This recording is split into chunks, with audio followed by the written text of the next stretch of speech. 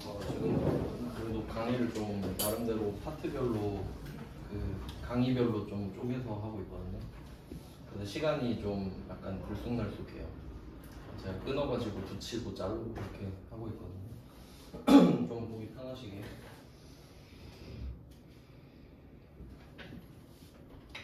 오늘은 기타 당좌자산을 합니다. 11페이지고요. 거의 다 끝났죠? 당좌자산을 마무리를 좀 해보면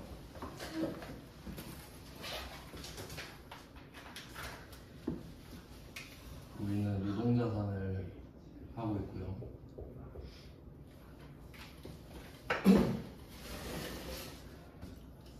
그 다음에 유동자산 안에 당좌자산, 재고자산, 그리고 아직은 안 했지만 막연하게 비유동자산이 있다고 정도는 알고 있습니다. 자산, 요 정도 목차는 있어야 돼요, 지금 머리에.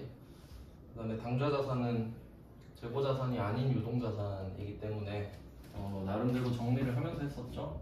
첫 번째가 현금.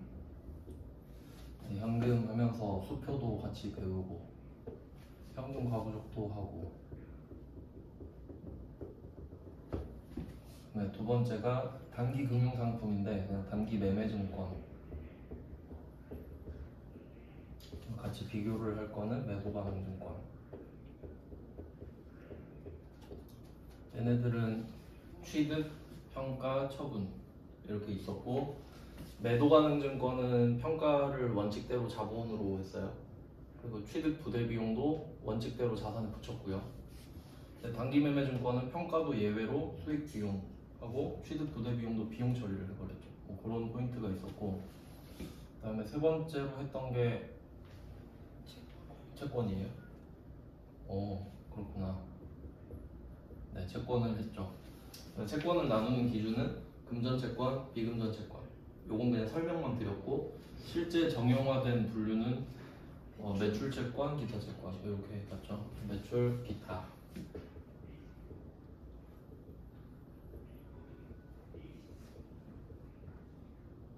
네, 이제 이렇게 하면 계정 과목이 떠올라야 돼요. 매출채권은 외상매출금, 바들어금, 기타채권은 미수금, 장단기대여금, 선급금. 선급금은 비금전이었죠. 그래서 이 채권 이렇게 나왔고요. 근데 이건 엄밀히 말하면 원화채권이니까 여기다가 이제 외화채권 하는 김에 채무도 같이 봤죠. 이렇게 된 거예요. 원화 먼저 배우고 외화 배우고, 근데 외화 하는 김에 채무도 같이 하고. 근데 이 외화 거래는 패턴이 단기 매매 증권이랑 굉장히 비슷하다고 했죠. 거래가 시작되고 평가 환산하고 그 다음 거래 끝나고 똑같습니다, 패턴이. 그 다음에 이 채권은 받을 수 있는 권리, 청구권이기 때문에 이거에 의해서 대손이 나왔죠. 못 받을 수도 있으니까.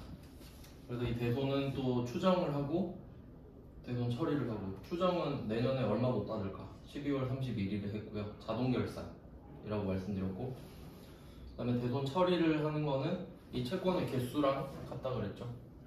네, 요거 전부 다 대손의 대상이 될 수 있으니까. 그리고 그 대손 처리했던 거를 회수하는 것까지 봤었는데, 전산회계 1급 부분에서는 이 대손이 그 부가가치세랑 맞물려 있을 확률이 높은데 보통은 고려하지 말라고 하면 우리는 안 하면 되는 거죠. 그리고 혹시 그 대손세 공제를 받지 않았다. 네, 요거는 우리가 대손세 공제를 배우진 않지만 그 공제를 받지 않았던 상황은 고려하지 않는 거랑 같다는 결과, 그 정도 기억해 두시면 어떻게 뽀록으로 맞출 수 있다까지 말씀을 드렸어요. 네, 이렇게까지 한 겁니다. 좀 나름 체계화가 되어 있어야 돼요, 이제. 왜냐면 당좌자산이 중구난방이에요. 그리고 아마 책을 갖고 계신 분들은 그 책이 있으면 좋긴 해요. 이제 있으면 좋아요. 왜냐면 머릿속에 체계가 잡혀 있잖아요, 이제. 그리고 나서 책을 보잖아요. 그러면 좀 약간 비유를 하자면 글자가 튀어나와 보입니다. 이거 내가 배웠던 거네. 약간 그래서 그쪽만 자세히 읽으면 돼요. 그리고 잘 안 보이는 애들 있잖아요. 그럼 쓱 가는 거지. 그래서 공부는 그런 식으로 하시는 게 좋아요. 그러니까 책을 먼저 읽는 거는 되게 좀 약간 좀 시간 낭비 같은 느낌이 좀 있죠. 있으면 좋긴 해요. 근데 제 개인적으로 에듀윌 같은 경우는 별로 좀 추천을 안 하고요. 무적 그게 좀 그나마 괜찮던데. 근데 뭐 없어도 상관은 없어요. 회계 1급에서는. 그 다음 이제 여기에 끼지 못하는 애들이 그냥 기타 당좌자산이라고 이름을 붙인 겁니다. 그러니까 얘네들은 이제 찌끄레기 오브 찌끄레기 정도 되죠. 진짜 뭐라 할 수가 없는 애들이라서 그냥 어쩔 수 없이 쓰레기통 중에 또 쓰레기통인 거예요. 그러니까 얘네들은 진짜 공통점 없습니다. 여기 있는 애들은. 그러니까 따로 좀 암기가 들어가야 된다. 어쩔 수가 없으니까. 그래도 이 정도면은 나름 체계를 잘 잡았다고 생각을 해요. 다른 책들을 보면서 도대체 왜 이 순서대로 안 해놨지? 전 진짜 의문을 많이 가졌거든요. 근데 방법을 찾아냈죠. 책을 안 쓰면 되잖아요. 그래서 그렇게 된 겁니다. 네, 그럼 기타 당좌자산을 볼게요. 이제 주제별로 좀 정리를 해볼 건데 11페이지죠. 11페이지 보면은 67, 68, 69, 70, 71까지네요. 한 페이지 일부러 다 넣어놨네요. 여기까지 5문제 전부 다 출장입니다. 키워드가 출장.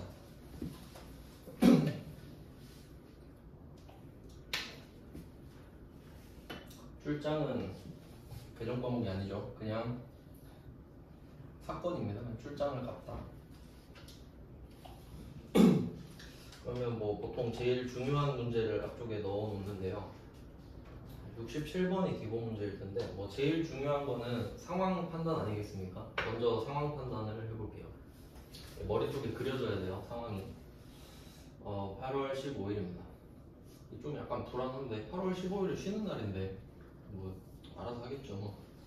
영업부 사원 김기덕의 지방 출장비에 대한 동의가 누락됐다. 발견됐다. 여기서 키워드는 누락 발견입니다. 그러니까 의미를 한번 생각해 볼게요. 누락된 게 발견됐다. 그러면 누락은 해야 되는 걸 안 했었다. 과거의 잘못을 지적하는 거다. 누락된 것이니까. 근데 그걸 발견했으면 이걸 고쳐야겠구나. 오늘 고치는 날이네. 나보고 고치라는 소리네. 이렇게 와야죠. 그러니까 오류 수정 정도의 느낌인 거예요. 네, 그럼 그 내용을 알려줘야 고치겠죠. 출장비 사용 내용은 다음과 같다. 내용이 있죠. KTX 기차요금 12만원, 숙박비 10만원, 기타 제 비용. 제가 제자는 재무제표 할 때 말씀드렸는데 여러가지라는 뜻이죠. 그러면 그냥 여러가지 비용 8만원. 출장 왔다 갔다 하는데 쓴 돈들인 거예요. 그럼 30만원을 쓴 거거든요. 그리고 이걸 누락했었대요. 그리고 오늘 확인을 하고 그 대처법을 한번 생각해 볼게요. 어떻게 대처를 했나? 보통 예금 계좌에서 개인 계좌로 이체하였다. 이게 해결 방법인 거죠. 그럼 이걸 보고 어떤 느낌이 들어야 되냐면 이런 회사는 가면 안 되겠다라는 느낌을 좀 받으셔야 돼요. 왜냐면 내가 이입이 돼야 문제를 좀 잘 풀거든요. 왠지 생각해봐요. 그러니까 지금 영업부 사원 김기덕은 출장을 이전에 갔다 온 거죠. 왜냐면 누락됐다 그랬으니까. 맞죠? 그리고 이 비용이 지금 30만 원이잖아요. 요거를 개인 계좌로 보통 예금 이체했다 그랬죠. 그럼 생각을 해보세요. 자기 돈으로 갔다 온 거예요. 그럼 기분 좋겠어요? 야, 출장 좀 갔다 와. 어디에요? 어디 서울 갔다 와. 돈 주세요. 네 돈으로 갔다 와.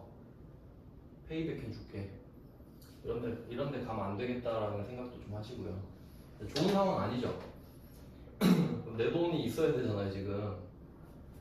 그럼 갔다 와가지고 영수증을 보여준 거야. 근데 누락됐죠. 그럼 지금 이 사람은 30만 원 묶였죠, 김기덕을. 근데 뒤늦게 깨닫고 맞다, 이거 줘야 되네. 오늘 준 거예요. 그러면 김기덕은 오늘 출장을 간 게 되는 거지, 그냥. 어떤 느낌인지 아시겠나요? 그러니까 이게 딱 보고 이거 줬소구나 이런 느낌이 딱 들어야 되잖아요. 그러니까 그냥 아무 생각 없이 이체를 했나 보구나 이런 게 아니라 상황이 좀 떠올라야 되잖아요. 그럼 한번 답을 찾아봅시다. 그럼 돈을 쓴 건 그러니까 진작에 벌어진 일이란 말이죠. 그러니까 이 상황이 뭐랑 또 상관이 있냐면 현금 과부족이랑 또 상관이 이건 없겠네요. 돈을 안 줬으니까. 네. 있을 수도 있는데 지금은 없네요. 그러면 이 상황은 일단 보통예금을 줬으니까 보통예금으로 입금을 합니다. 오늘 지급한 거예요. 간단하죠, 이거는. 근데 그 명분이 출장 갔다 온 거죠. 이거 현금 과부족 할 때 계정 과목 나온 적이 있었잖아요. 여비, 교통비. 출장은 여비, 교통비. 별말 없으면 여비, 교통비입니다. 그러니까 여기서 지방 출장비, 출장비 이런 말을 쓰는데 요거는 일상용어죠. 근데 그 일상용어를 계정 과목으로 바꿔서 적는 게 우리의 역할이고, 그러니까 우린 통역사 역할을 하는 겁니다. 계속. 그럼 일단 여비교통비인데 이 사람 영업부사원이죠? 그럼 800번 여비교통비. 답은 간단해요.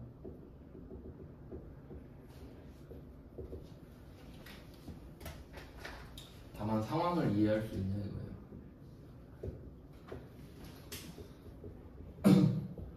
그러니까 이런 회사는 별로 좋은 상황이 아닙니다. 지금 뭐 이런 문제가 있었으니까 한번 넣어봤고요. 근데 이게 정상은 아니죠. 말씀드린 대로 돈을 줘야 될 거 아니에요. 이제 68번 가볼게요. 12월 2일 본사 영업부 직원이 김 부장씨가 출장에서 돌아왔습니다. 6월 25일에 6월 25일에 갔었다가 12월 2일에 온 거죠. 한 5달 걸렸나? 7, 8, 9, 10, 11 이렇게 걸렸죠. 그리고 출장비 가지급금 이렇게 돼 있죠. 여기서 가지급금은 계정 과목입니다. 그러니까 출장비는 일상용어고 가지급금은 계정 과목이죠. 그걸 썼단 소리입니다. 그러면 뜻을 생각해 보면은 여기 이쪽 가가 거짓 가거든요. 한자로 우리 진짜 가짜 할 때 가. 이 가짜를 해석할 때는 이게 일본식 아니야. 뭐 우리나라도 그렇게 쓰니까 그 가계약 들어보셨나요? 가계약. 진짜 계약하기 전에 내가 10% 금액을 쏴줘버리는 거예요. 그러니까 잡아놓는 거지. 나랑 계약하자고. 그런 걸 이제 가계약이라고 보통 하는데 임시란 뜻이죠. 거짓말로 계약한 거 아니니까 임시라는 뜻을 갖고 있어요. 이 거짓 가자는 통상 3가지 뜻인가 있는데 거의 비슷해요. 다 그냥 임시라고만 알고 계신대요. 그러면 뜻이 임시로 지급한 돈. 왜? 출장 가야 되는데 출장 가면 돈을 쓰긴 쓰잖아요. 근데 얼마 쓸지는 모르죠. 그러니까 임시로 줘야지. 왜냐면 확실하게 주는 거는 67번이 확실하게 주는 거죠. 그래서 뭐 그냥 일단 임시로 줄게, 쓰고 와봐 이런 느낌. 근데 이게 정상 아닙니까? 50만원 쥐어주고 현금 영수증 잘 챙겨와 이러는 게 맞잖아요. 근데 67번은 네 돈으로 쓰고 페이백 해줄게 이런 상황이니까 떼일 수도 있잖아요, 이 돈도. 네, 그럼 68번이 사실 정상이라고 보시면 돼요. 이게 기본이에요. 출장비 지급했을 때. 그러니까 67번은 혹시 여러분한테 냈을 때 틀릴까봐 일단 앞에 넣은 겁니다. 그럼 68번이 기본이라고 보시면 되는데, 그러면 얘는 동기가 2개예요.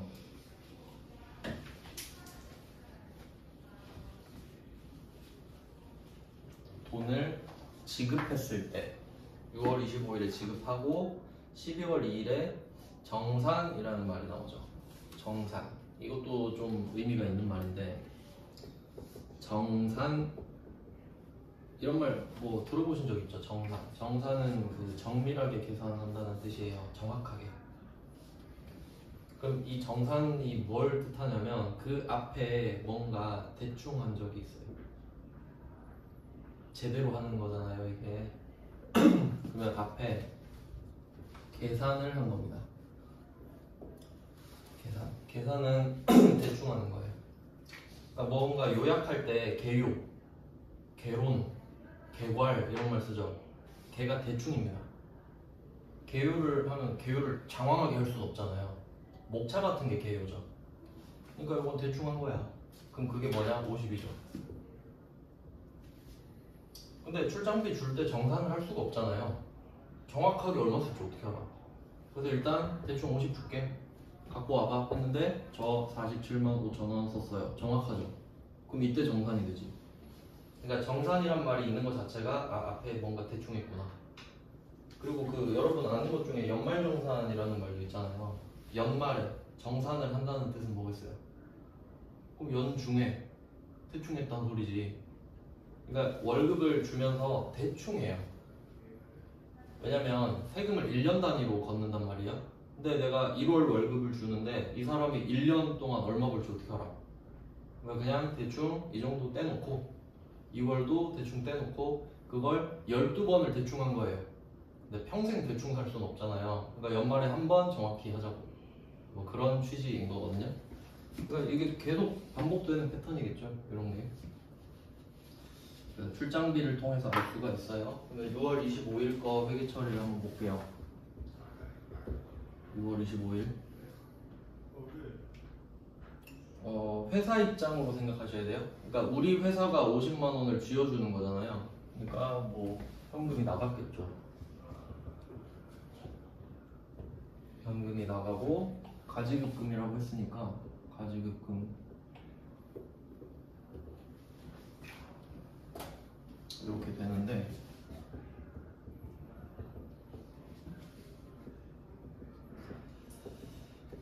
가지급금은 자산입니다. 자산. 왜냐면 돈을 빌려줬다고 본 거랑 같아요. 일단 뭐 빌려줬고 안 가면 다시 받을 수 있잖아요. 뭐 그런 느낌? 그냥 형식적인 자산이에요. 부채는 아니니까. 그러면 이때 가지급금이 출장 간 사람한테 임시로 준 거잖아요. 그럼 지금 우리 회사에서 출장 간 사람이 이 사람 한 명밖에 없을까요? 아닐 수도 있죠. 그러니까 아닐 수도 있다는 게 중요해요. 그러면 그냥 가지급금 써놓으면 안 되죠. 누구한테 맡겨놨는지 써야겠죠. 상식적으로. 그러니까 이거를 내 돈이라고 생각하는 사람이 잘하는 거예요. 그걸 보고 이거 써야 되는 거 아니야? 이게 그냥 나오거든요. 왜냐면 내 돈이니까 지금. 내가 줬는데 까먹으면 어떡해요? 그럼 직원 한 명씩 다 물어봐? 너 혹시 출장 갔다 왔었어? 되게 비효율적이죠. 그러니까 그냥 쓰는 게 맞겠구나. 그러니까 이런 확신이 들어야 되거든요. 근데 이렇게 생각을 안 하면은 계속 물어보는 거야. 이거 써요? 그것도 확신을 갖고 물어보는 것도 아니에요. 그냥 확인하는 거예요. 그냥 확인하는 거. 그냥 쓰나요? 아무 생각이 없는 거죠. 아시겠죠? 무슨 말인지. 생각을 하면 갈피가 잡혀요. 여기 김 부장 써야지. 왜냐면 김 과장도 있을 거고 김 대리도 있을 거고 김 사원도 있을 텐데. 네, 그러면 이렇게 지금 정리가 된 거예요. 6월 25일 거예요. 그러니까 이게 답이 아니죠 지금. 그 전에 거를 설명을 한 거고요. 그 다음에 그 괄호안을 보세요. 단 가지급금에 대한 거래처를 입력한다. 그럼 이 괄호가 의미가 있나 생각해 보세요. 없죠. 그럼 쓰지 말라면 안 써? 전 쓰지 말라 해도 쓸 거예요. 왜냐면 내 돈이니까요. 그런 확신을 가지셔야 된다고요. 여러분이 뭐 어떤 회사에서 일을 하든 사장님이 그런 사람 좋아하지 않을까요? 회사 돈을 내 돈처럼 생각하는 사람? 그렇죠. 보통 그런 사람들이 사장이 된다 하더라고요. 사장처럼 일하는 사람이 사장이 된대요. 그럴 수밖에 없잖아. 네, 그러면 이제 12월 2일이 왔어요. 그러면 이제 갖고 와, 영수증 갖고 와 이러겠죠? 그럼 이 사람이 돌아와서 50만 원을 갖고 오진 않을 거 아니에요. 영수증을 갖고 오겠지. 현금 영수증. 이걸 딱 보여주니까 합계가 47만 5천 원인 거예요. 근데 이 안에서 뭐 밥을 먹었든 잠을 잤든 의미는 없죠. 회계는 왓이 아니라 Y니까. 왜 썼어? 출장 갔다 왔잖아요. 그럼 합쳐서 여비교통비. 맞죠? 얘도 본사니까 여비교통비. 그럼 이걸 눈으로 확인하고 47만 5천 원을 비용 처리를 하는 겁니다. 비용 처리를 했어요. 그리고 회사 입장에서는 가지급금이 사라지겠죠.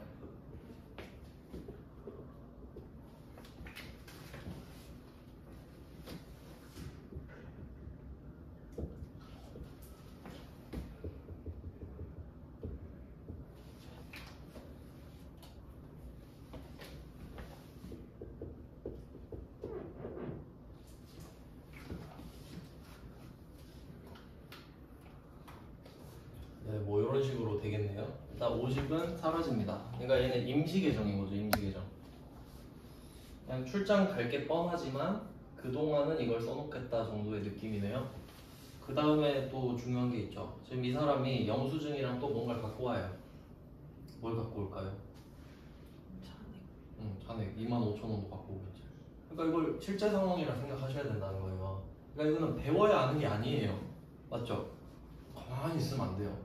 보고 50을 줬는데 영수증이 47만 5천원. 야 2만 5천원 갖고 와 이래야죠. 그럼 갖고 오겠죠.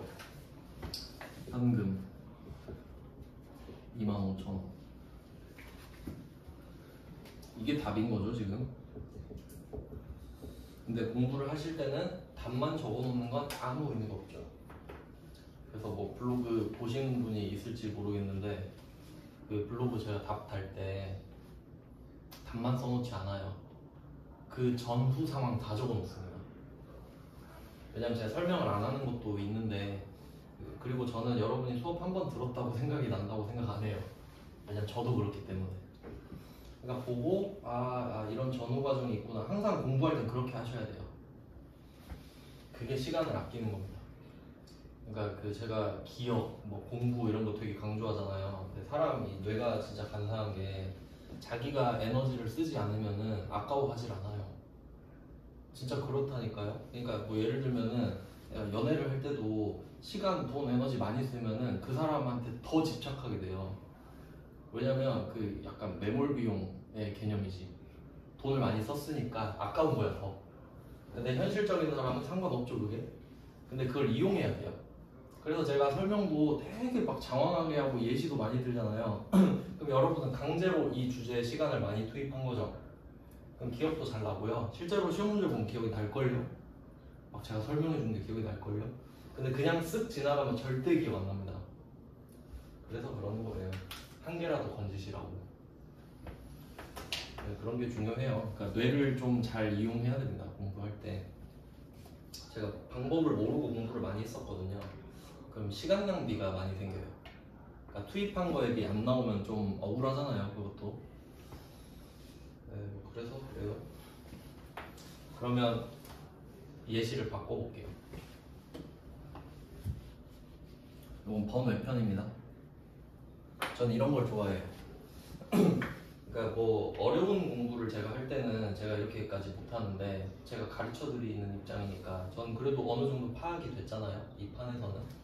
그럼 이렇게 혹시 이렇게 나올 수 있을까요? 이게 불가능한 일일지 한번 생각해봐요. 절대 불가능한가요? 이 사람이 거진 아니겠지. 없다고 막 못 쓰고 그러진 않겠죠. 초과되면 어떻게 되겠어요? 지 돈 쓰겠지. 그쵸? 그러면 이런 영수증을 보면 우리는 어떻게 해야 돼요? 일단 놀라야죠. 아, 네 돈 썼구나. 그럼 그 다음에 어떻게 해야 돼요? 75,000원을 페이백 해줘야지. 회사 때문에 네 돈을 썼구나 이게 돼야 되잖아요. 줘야 되죠. 그러니까 이런 것도 이해할 수 있잖아요. 근데 생각을 해본 거랑 안 해본 거랑, 그럼 만약에 이 문제가 한 번도 나온 적 없거든요. 근데 절대 안 나올까요? 그것도 아니지. 근데 딱 나왔는데 난 생각해본 적 있거든요. 그럼 풀죠. 근데 이거 아무것도 아닌데 시험장에서 처음 보잖아요. 그럼 당황해요. 근데 알 것 같은데 모르거든요. 그럼 여기에 시간을 투입하게 돼요. 그리고 시험을 조지는 겁니다. 그게 출제자의 전략이에요. 그러니까 어려운 거를 많이 안 내요. 한두 개 내요. 왜냐면 그걸 보면은 와, 나 이 시험 망했네 이 생각 들거든요. 그럼 시험을 던지거든요. 그래서 제가 말했죠. 똑똑한 사람은 안 나왔던 거네? 패스. 다른 거 풀면 돼요. 근데 이왕이면 생각을 해보면 안 나왔던 것도 풀 수 있다는 거죠. 아시겠죠? 그래서 뭐 이런 것도 나올 수도 있겠네. 근데 기출된 적은 없어요.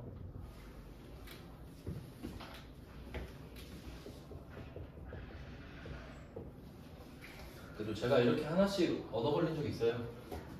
보통 어려운 문제. 저는 쉬운 문제 별로 안 좋아하거든요. 쉬운 문제는 설명할 이유가 없다고 생각해요.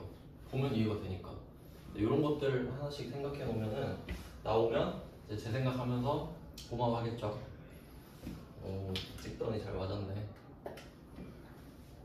근데 사실 이유가 있는 겁니다. 분석하다 보면 나와요. 이거 나올 때 됐는데 왜냐면 낼 게 없으니까. 네, 이렇게 해서 68번 문제를 봤습니다. 그러니까 이게 출장비의 기본. 근데 67번도 알고는 계셔야 된다. 그러니까 상황이 다른 거죠 지금. 그러니까 두 가지의 상황이 있구나. 근데 사실 제일 좋은 건요. 제일 좋은 거는 뭘까요? 법화 주는 거죠. 이거 써 하면 되죠. 근데 그러면 이제 문제가 재미가 없어져요. 왜냐면 이렇게 현금을 주거나 돌아왔을 때 한 방에 주면요. 출장 단위로 금액이 묶이죠. 한 방에 정산이 되잖아요. 이 사람 돌아왔을 때 계산이 되니까. 근데 카드 쓰면 어떻게 돼요? 건별로 흩어지죠. 이때 한 번, 이때 한 번, 이때 한 번 이렇게 되니까. 그러니까 회계 처리가 그때 일어나거든요. 그러니까 좀 적합하진 않지 내기. 생각해 보시면 출장비를 주는 방법은 세 가지 정도가 있다는 걸 알 수 있는 거예요. 맞죠? 버카를 준다. 근데 시험 문제 안 나오겠지. 왜? 생각해 보니까 그거 내기가 좀 그런데. 두 번째, 쓰고 와라. 돌려줄게. 불쌍하지만 낼 순 있고. 세 번째, 제일 정상적인 게 현금 주면서 현금용 도좀 받아와. 이런 내용이 있는 거죠. 네, 이렇게 해서 68번 봤고요. 그 다음에 69번은 68번이랑 똑같은 문제입니다. 완벽하게 똑같은 문제입니다. 근데 제가 대충 이런 패턴으로 문제 설명드린 적 많이 있잖아요. 똑같은 상황인데 용어를 다르게 쓸 때. 한번 볼게요. 69번은 제품의 수출을 위하여 중국에 출장 갔대요. 잘 보시면 부서 나왔어요. 부서 찾아봐요 한번. 말 안 해주죠. 근데 67번이랑 68번은 부서를 정확히 말해주죠. 영업부. 그럼 이게 난이도가 좀 높아졌다는 소리 아니겠어요? 그럼 한번 생각해 보세요. 우리가 제조업이에요, 제조업. 그러면 직원이 공장 아니면 본사거든요. 그렇죠? 그럼 이 사람이 왜 갔죠, 출장을? 수출하려고 오죠. 그럼 만드는 거예요, 파는 거예요? 그럼 어디겠어요, 부서가? 영업이겠지. 아시겠어요? 생각이 얼마나 중요한지. 그냥 영업부 하다가 영업부 안 나오면 뭐지? 이러고 있어요. 계속 본다. 그러니까 자기가 모르면은 인정하고 넘어가야 되는데 풀 수 있을 것 같거든요. 근데 진짜 그게 진짜 중요해요. 제가 토익 보면서 진짜 많이 느꼈는데 진짜 집착을 버려야 됩니다. 저도 그 700만 맞으면 됐기 때문에 진짜 안 들리거든요. 안 들리면 안 들린 건 찍어야지. 그냥 넘어갔어요. 그러면 이제 잘 봅니다. 확실히 집착을 안 하고 마음이 편하니까. 어차피 여러분 인생이 100점 맞는 인생이 아니잖아요. 이것도 70점만 맞으면 되거든요. 그러면 저는 오히려 모르는 거 나오면 좀 기뻐요. 안 풀 거거든요. 그럼 에너지가 좀 킵되잖아. 어차피 이거 다른 애들은 헛짓거리하고 막 에너지 쓰고 있을 거거든요. 그럼 난 그냥 안 풀어야지. 이런 느낌이지. 그리고 찍어서 맞힐 수 있으면 개꿀 아니에요? 뭐 하여튼 좀 그런 생각이 중요해. 시험은요. 그러니까 여러분의 지식을 물어보는 게 아닙니다. 그 순발력이나 그 공부 방법 같은 거를 테스트하는 거거든요. 잘 맞춰서 생각을 해보세요. 그래서 모의 시험이 진짜 중요한 거고요. 그러면 여기서는 부서가 영업 쪽이란 걸 알았어요. 부서를 말을 안 해줬지만 제조는 아니잖아요. 수출하러 갔는데. 그럼 이렇게 800번이겠지. 800번 여비교통비. 그 다음에 여기서 125만 원을 사용했다. 150 주고 125만 원 했다. 현금으로 반납하고 거래처 입력해라. 거래처 입력해라도 별로 의미 없는 말이죠. 그럼 뭔가 다른 게 느껴지세요? 가지급금이라고 말을 안 해줬잖아. 그러니까 68번은 되게 친절한 거죠. 근데 69번은요? 이렇게 나온다고 생각해야죠. 그러니까 68번은 제가 설명하려고 넣은 거고요. 69번은 이걸 대비하라고 넣은 거죠. 항상 공부는 투 트랙으로 하셔야 돼요. 최상의 상황이랑 최악의 상황, 최고와 최악을 같이 대비하시는 거예요. 그러니까 이거를 두 개를 묶어서 눈에 발라놔야죠. 말을 안 해줄 수도 있구나.